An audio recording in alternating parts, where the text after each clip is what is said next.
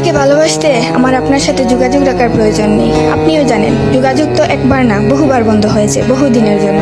ভালো তো আমি আপনাকে সেদিনও বেসেছি।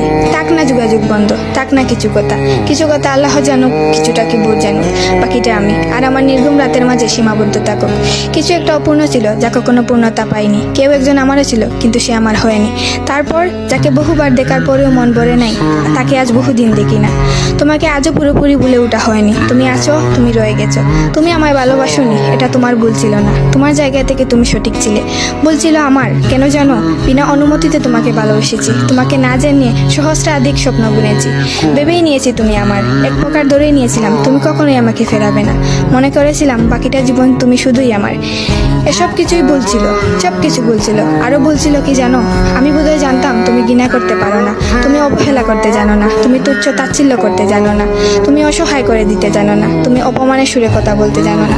কিন্তু এসবের কোনো কিছুই তোমারও জানা ছিল না, কিংবা কোনো কিছুই যে তুমি করতে পারো না তা কিন্তু নয়। সব কিছুই তুমি পারো।